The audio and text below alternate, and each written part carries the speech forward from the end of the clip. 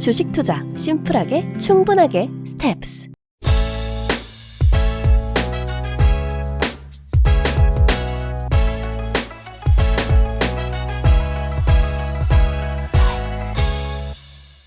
시장의 그린라이트를 부착하는 마켓 그린라이트 지금 시작합니다. 안녕하세요 투자자 여러분. 드디어 빼박 여름 7월이 왔습니다. 저희 하반기 주식시장이 시작이 됐고요. 저는 이인숙 부장입니다. 저는 박정배 부장입니다. 반갑습니다 부장님. 네, 안녕하십니까. 네, 7월 네. 여름이었습니다. 네, 오늘도 엄청 더운 것 같습니다, 부장님. 네. 역대급 더위가 진행이 되고 있다고 하는데 네, 저희 맞습니다. 하반기 그린라이트 이제 시작을 하는 이 마당에 7월 하면 뭐가 생각나시죠? 신나는 방학과 여름 휴가가 떠오르네요, 부장님. 여름 휴가 생각만 해도 가슴이 설렙니다. 네. 예, 저는 날짜만 잡아두었는데 박정배 부장님은 어떠세요? 저도 계획은 세워놨습니다. 갈 수 있을지는 모르겠지만은, 그래도 준비하는 과정이 재밌으니까. 부장님. 네, 저는 휴가를 가는 그 당일보다 휴가를 준비하는 설레이는 마음, 그거를 가질 수 있는 7월 여름이 더 매력적인 것 같습니다. 네, 맞습니다. 약간 주식시장하고 비슷한 것 같지 않아요, 요새? 네, 공부할 때, 공부할 때 뭐 새로운 걸 아는 것도 재밌고, 뭐 결과로 더 따라준다면은, 금상첨화겠죠, 부장님. 아직도 정확한 AI의 정체를 잘 모르겠어요. 그리고 아직도 반도체가 정말 실적이 기반이 되어서 올라갈 수 있을지 모르겠지만 미래를 그리면서 주식시장은 지금 달려가고 있는 모습이 저희 여름 휴가 기다리는 저희 설레는 마음이랑 비슷한 것 같습니다. 네, 그런 것 같습니다. 그래서 저희가 이번에 준비한 게 이제 앞에 오프닝 멘트 나왔다시피 이제 여름 이제 휴가 관련된 그래서 어떤 업종이 좋을지 너무 기대되는데요.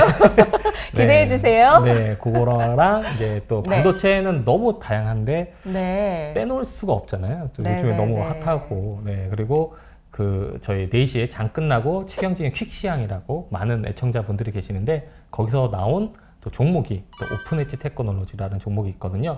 또 반도체하고 연관이 있길래 한번 가지고 와봤습니다. 오픈엣지는 정말 독보적인 기업이기도 하죠. 근데 투자자들이 낯설기도 한 기업이기도 하고요. 네, 반도체를 아시는 분들은 꼭 아셔야 될 기업이기도 합니다. 예, 맞습니다. 네, 그래서 저희가 그 부분에 대해서 지금 좀 정확하게 그리고 쉽게 설명을 한번 해보도록 하겠습니다.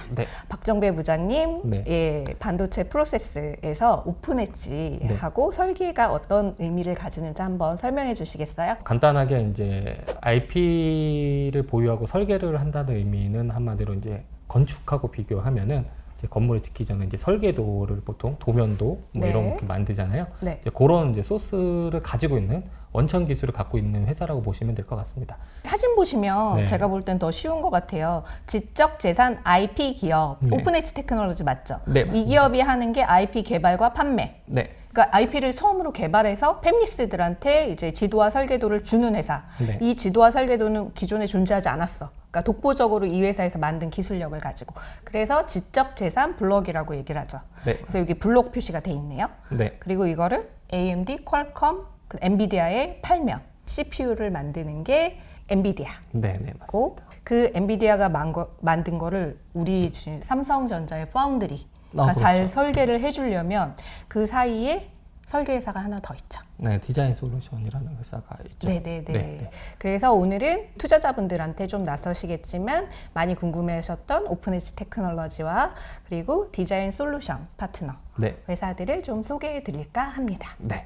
최근에 삼성전자가 파운드리 포럼을 했습니다. 파운드리 포럼을 해갖고 이제 당연히 최근에 이제 인공지능 반도체라든가 이제 자율주행 주행 반도체라든가 이제 이런 핫한 이슈가 나면서 역공정이나 이런 걸 키우겠다는 얘기도 하시면서 거기서 사실은 이제 IP의 중요성 같은 경우도 많이 얘기를 했거든요. 그래서 여기 보시면 반도체 설계 기술의 변화라고 나와 있어요. 데이터 처리량의 급증, 결국에는 이제 더욱더 발전된 반도체를 만들기 위해서는 데이터 처리 속도가 높여야 되는데 한마디로 이제 저전력으로 할 필요가 있겠죠. 열이 많이 발생되면 당연히 안 되기 때문에 이제 그런 이제 반도체 소모 전력이 주요 이슈가 되는데 그거를 전력 소모가 낮은 반도체 구현에 대한 관심으로 암이라는 회사가 주목받고 있다. 그러면서 암은 이제 반도체 사용되는 설계 자산을 이제 전문적으로 제공하고 로열티를 받는 기업이라고 나와 있고요.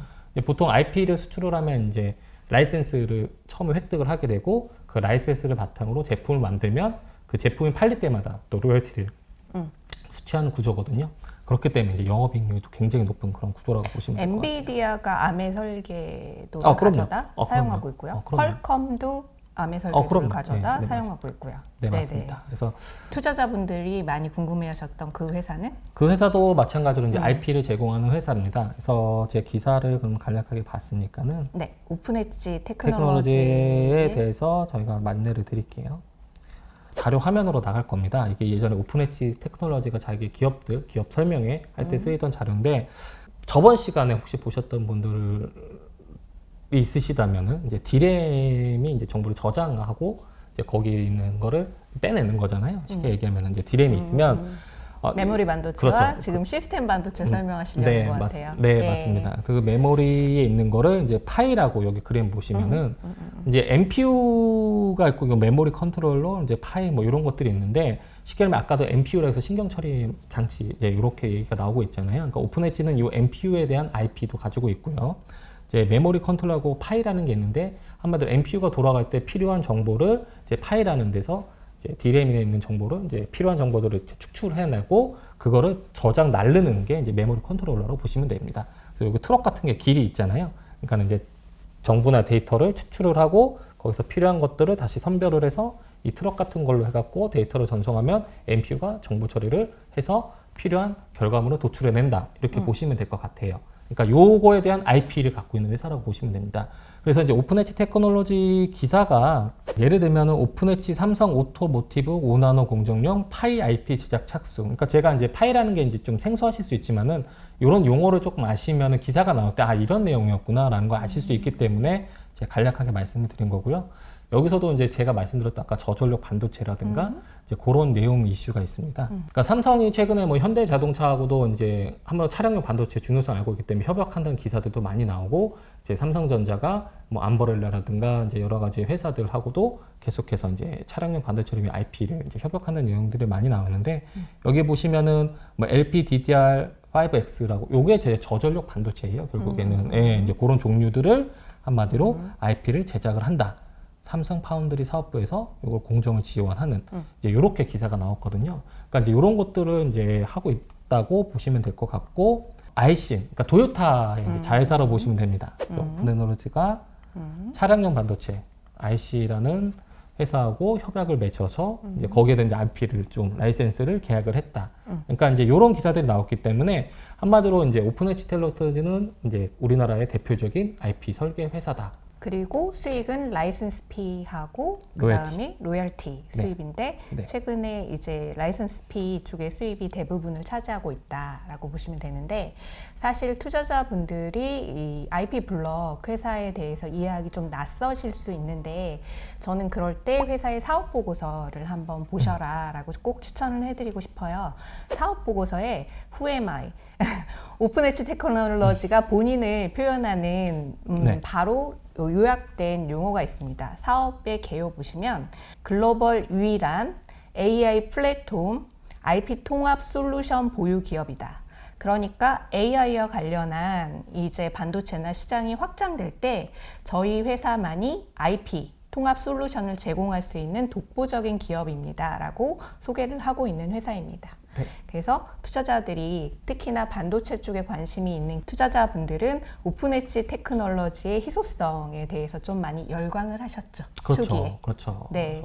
그래서 흐름이 어땠나요? 흐름이 보시면은 사실은 상장가는 10,000원이었었는데 네, 그렇죠. 한 7,000원대인가까지 그 당시에는 빠졌었네요. 지금 이 회사가 하는 역할이 이 IP 블록을 만드는 회사가 어떤 회사인지 로열티와 피를 받는 회사가 한국에는 없기 때문에 투자자들한테 좀 소외가 됐었죠. 반도체도 그때 굉장히 안 좋았었잖아요. 네, 맞습니다. 그러다가 AI라는 테마를 만들어서 사실 뭐 반도체 회사라고 거의 AI 테마로 엮여가지고 뭐 27,000원까지 좀 올라갔었던 모습이네요. 공모가의 3배까지 바로 치고 올랐었는데 그때 열광해서 샀었던 투자자분들은 지금 조금 물려요.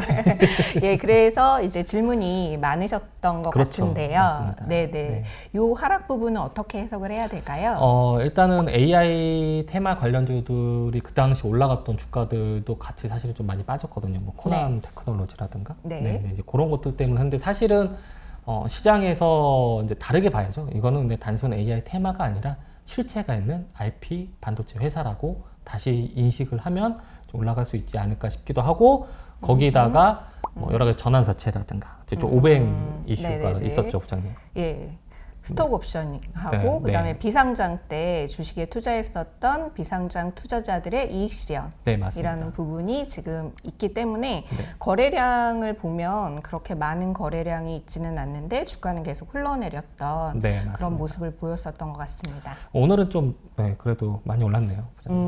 다시 한번 재차 올라갈 수 있지 않을까 이렇게 보고 있는 상황입니다. 뭐 지금 당장은 적자지만 사실은 이제 경쟁사는 뭐 어쨌든 뭐 미국의 시놉시스라는 회사, 케이던스라는 회사 그런 회사들도 사실 밸류에이션이 굉장히 높거든요. 물론 뭐 매출도 뭐 엄청 잘 나오고 하지만 그만큼 합당한 밸류 제가 저번에 봤을 때 거의 한 60배, 70배 정도까지 나오더라고요. 그리고 사실 꾸준하게 올라가는 모습 보이니까는 수급이나 이런 이슈가 좀 진행이 되고 나면은 전고점은 뭐 충분히 한번 좀 뚫을 수 있는 뭐 모습이 나올 수도 있지 않을까 개인적으로 생각을 합니다. 이익률이 워낙에 높은 회사들이라 이런 회사는 사실 뭐 들어가는 고정비가 없죠. 설비 투자가 없잖아요. 없죠. 그러니까 연구 인력을 거의 보유하고 있고 그게 다 수익으로 잡히는 퀄컴이 이 IP 설계 관련한 자산으로 영업이익률이 70%가 된다고 하더라고요. 엄청나죠. 그러니까 이 회사는 얼마든지 성장률을 보면 볼 수 있는 회사다. IP 회사가 나온 김에 저희가 준비한 게 있죠, 부장님? 네. 지금 삼성 파운드리에 꼭 필요한 회사죠. 지금 그리고 핫한 종목을 가지고 있는 디자인 하우스 업체들. 업체.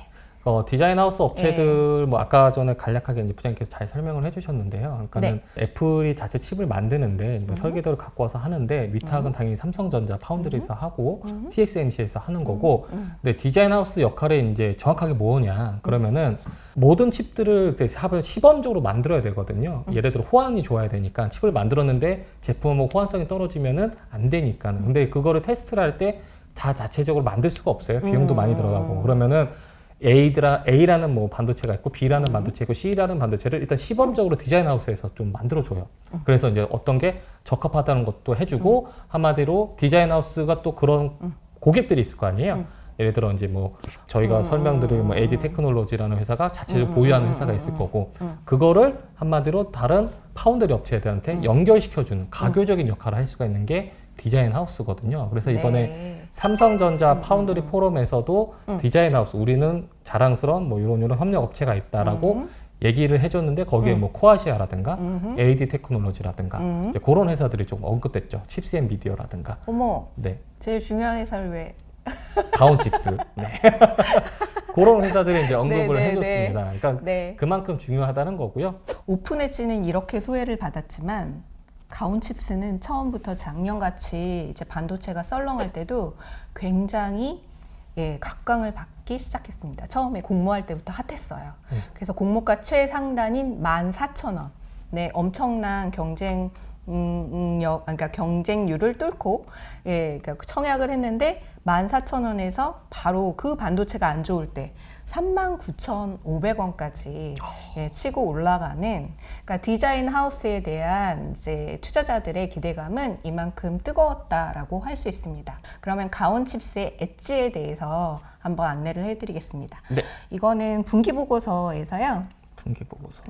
제가 아까도 말씀드렸지만 이런 설계회사들 좀 어렵잖아요. 사업보고서를 들어가면 상당히 회사가 친절하게 그러니까 무슨 일을 하는지에 대해서 설명을 해놨습니다. 특히나 기타 참고사항 7번 사업의 내용 중에 한번 봐주시겠어요? 밑으로 내려주시면 당사의 경쟁력이라고 얘기를 하고 있죠. 당사의 경쟁력 첫 번째, 국내 팹리스 고객사를 가장 많이 확보하고 있다. 우리는 삼성 파운드리에 연결해줄 고객사가 너무 많아요. 첫 번째. 두 번째, 지금 가장 핫한 차량용 반도체, AI 쪽 매출이 많은 회사입니다. 그래서 가온칩스의 매출의 75%가 차량용과 인공지능 반도체 쪽에 집중이 되어 있어 향후 투자자들의 관심을 가질 매력적인 디자인 하우스고요. 그 다음에 이 4번이 저는 좀 인상적이었어요. 가온칩스가 팹리스를 삼성 파운드리에 맡길 때 대다수 여기 보시면 대다수의 일반 디자인 솔루션 업체들은 외주에 패키징과 테스트를 전적으로 맡긴대요. 그런데 가온칩스는 이게 정말 무결점 테스트라고 해서 우리 회사는 고객사인 팹리스가 완전하게 칩으로 소비자한테 갈 때까지 에러가 나타나지 않는지까지의 솔루션을 개발하고 확보하고 있습니다. 라는 게 가온칩스의 엣지고, 이게 아마 제가 보기에는 작년같이 썰렁한 반도체 장에서도 가온칩스에 열광하게 만들었었던 이유가 아닌가라고 생각을 합니다. 그리고 요 내용을 한번 같이 공유를 해드리고 싶더라고요. 이게 김경민 애널리스트의 2월 8일 기업 분석 가온칩스 내용 IR 협회의 자료입니다. 그러니까 팹리스는 HDL이라는 언어로 자기들의 디자인 설계도를 그냥 줘요. 그러면 파운드리에서 인식할 수 있는 설계로 변화하는 게 필요하다라는 거죠. 삼성 파운드리가 잘하고 있는 시스템 반도체 공정이 있을 거고, 거기에 맞춰서 가운데에서 그거를 제품화 설계 기술, 파운드리에 적합한 설계 기술을 하는 곳이 바로 디자인 하우스이고 가온칩스가 하는 일이다라고 생각하시면 되고요. 그리고 지금 마지막 패러그래프에 무결점 테스트, 반도체 고객사의 이제 패키징과 테스트 까지 하는 이 무결점 테스트 솔루션은 가온칩스만이 가지고 있는 경쟁력이다라고 회사에서 얘기를 하고 있습니다. 그래서 지금 주가 흐름 한번 볼까요? 마지막으로 공모는 한 14,000원에 했고요. 지금 다시 시장에서 기관 투자자들이나 관심을 가지고 올라가고 있는 흐름을 보이고 있는데요. 저희가 뭐 목표 주가나 이런 것들을 쉽게 예단을 할 수 없어요. 설계 기업들은. 그렇죠. 근데 이제 대만 TSMC의 디자인 하우스 업체들의 밸류랑 조금 그렇죠. 비교를 해볼 수도 있고요. 그리고 기업 분석에서 매출을 한번 봐주시면 당연히 삼성전자의 파운드리가 이제 시작했으니 삼성전자의 디자인 솔루션 파트너인 DSP인 가온칩스의 그 연간 이익의 예상치도 상당히 기대감이 높아지고 있지 않을까. 그러니까 작년에 433억의 매출이 올해 600억, 그리고 내년에는 900억 이상으로 지금 시장에서는 그 급속한 성장에 지금 포인트를 맞추고 있는 그런 매력적인 회사라고 보시면 되겠습니다. 40~50%씩 느네요, 매출액이. 네. 네. 그러면 똑같은 DSP 회사 중에 사실은 가온칩스에 대해서 설명을 잘 해주셨기 때문에 부장님께서 사실은 AD 테크놀로지도 뭐 크게 다를 거는 없거든요. 엣지는 일단은 TSMC를 사실은 그렇죠. 겪었다는 거거든요. 네, 그러니까는 맞습니다. 각각의 기술이나 이런 것들이 새 나가는 걸 기본적으로 회사들이 싫어하기 때문에 사실은 양쪽 다 할 수는 없어요. 근데 이제 어느 정도 TSMC한테 이제 합격점을 받았는데 그거를 이제 포기하고 삼성으로 왔다는 얘기는 뭔가 이제 AD 테크놀로지가 거기에 더 큰 기회를 봤다는 얘기겠죠, 부장님? 네. 그렇죠. 그러니까 삼성전자가 이번 기회에 파운드리 쪽으로 좀 더 진출을 많이 해서 성장하면은 그걸 오롯이 AD 테크놀로지도 같이 향유할 수 있겠죠. 그리고 아무래도 TSMC는 을 중에 갑 오브 갑이잖아요. 그러면 사실 디자인 하우스라든가 여러 업체들한테 좀 제약이 따르거든요. 왜냐면 자기네들의 모든 그런 이제 프로세스나 이런 걸 다 따라야 되니까. 근데 이제 삼성전자 일하게 되면 약간 좀 그런 게 좀 자유로울 수가 있거든요. TSMC의 DSP를 할 때는 고객사가 우리 국내로 한정이 지어졌다고 합니다. 그래서 그 AD 테크놀로지가 과감히 버리고 삼성을 선택했었던 이유는 글로벌 고객사로 무한대 확장을 할 수 있다. 그리고 오늘 주가에서 반응이 있었죠. 네. 오늘 저희가 준비는 안 했는데, 네. 기사가 오늘 두 개나. 저희가 어떻게 준비를 하겠어요? 오늘 기사가 떴습니다. 오늘 공급계약 체결 기사 있었죠? 그래서 주가 흐름도. 네, 오늘 좀 많이 뛰었습니다. 거의 뭐 장중에 뭐 15, 이럴 수밖에 없는 것 같아요. 왜냐면 거의 6개월 이상 만에 처음으로 삼성의 DSP가 된 후에 첫 공급 계약이었기 때문에. 대규모 공급 계약이었고, 다른 기사는 시놉시스 아까 말씀드렸다시피 대표적인 이제 IP 회사, 그 회사의 이제 OEM 계약을 또 맺었거든요. 그러니까 그쪽 회사하고 협약해서 그쪽에 있는 설계도를 가지고 와서 자체적으로 좀 변형시켜서 한마디로 확장 나갈 수 있는 이제 그런 회사이기 때문에 향후에는 아마도 결국 삼성전자가 가장 핫한 오늘은 뭐 다른 뭐 HBM 관련된 주식도 많이 올랐지만은 이쪽 저희가 말씀드린 IP나 디자인 하우스 업체들도 계속해서 향후 주목을 해보실 필요가 있지 않을까 생각해서 가져와 봤습니다. 네, 이제 두 번째 섹터는 이제 항공업종인데 그 중에서도 저가 항공, 그쵸 부장님? 네. 네, 왜 항공업종일까요, 부장님? 항공의 비수기거든요. 2분기가. 아, 그렇죠. 근데 2분기 때 기관 투자자들이 다 항공주를 거의 중립, 뉴트럴로 낮춰서 네. 서울부터 주가가 빠졌었어요. 그렇죠. 그런데 5월 달에 항공 수성 실적이 나오는 6월 중순에 변화가 있었습니다. 네, 어라 비수기도 강한 수요.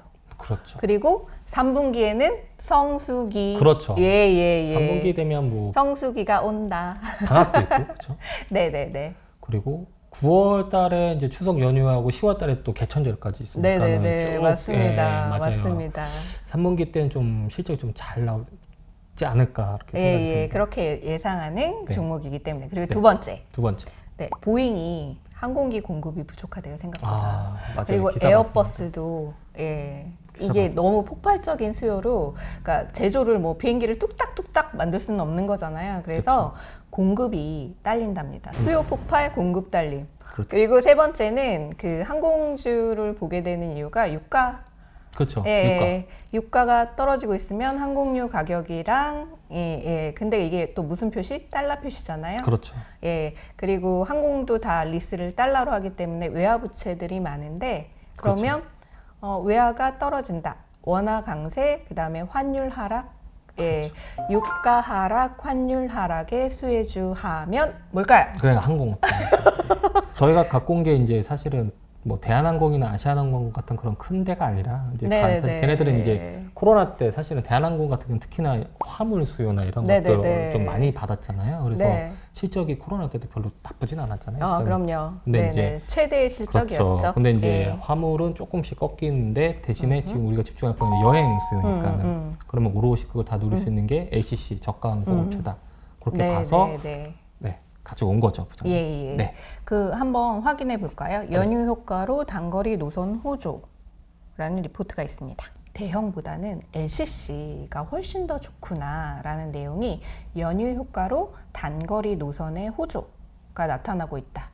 그러니까 동남아라든지 아니면 우리 가까운 가장 핫한 아까 어디? 네, 일본이요. 네. 이게 5월의 연휴 효과에 톡톡히 이제 LCC 쪽에서 이제 상승률이 나타났다. 박정배 부장님이 밑에 단거리 여객 수송이 굉장히 강함을 보여주는 차트를 한번 보여주셨고요. 네. 그러면 우리 LCC 기업들 관심 있게 한번 봐야 되는데 그렇죠. 어떻게 부장님이 먼저? 아니 부장님 먼저 해주십시오. 네. 제가 지네요. 먼저? 네. 진짜 지네요요? 진짜 지네요. 진짜 지네요 한번 볼까요? 2분기에 지금 들어가 보면 그러니까 컨센서스가 한 270억 정도 나와 있는데 지금 영업이익이 속속들이 사상 최대로 올라가고 있고요. 올라가고 있네요. 300억대의 영업이익으로 올려잡고 있는데 제가 생각하기에는 7월 중순 정도 이제 이 방송이 나가는 때 되면 이제 다시 이제 그 6월 항공 실적이 공항 실적 나오기 때문에 확실하게 이제 실적 호전주 쪽으로 시장에서 주목을 할 수 있고요. 그리고 가장 편한 3분기가 기다리고 있잖아요. 그러니까요. 그래서 다음에 제가 3분기는 더 좋고 라는 애널리스트 리포트. 진에어를 관심 있게 보시는데 진에어의 엣지는 다른 부분이 아니라 여기 세 번째 패러그래프인 것 같아요. 저가항공사가 자본 잠식 직전까지 갈 정도로 어려웠었잖아요. 어려웠죠. 그러다가 올해 이제 작년 11월부터 이제 돌아서기 시작해서 올해 역대급 1분기에 실적을 냈는데 진에어는 그 전환 청구 가능 물량이 없어요.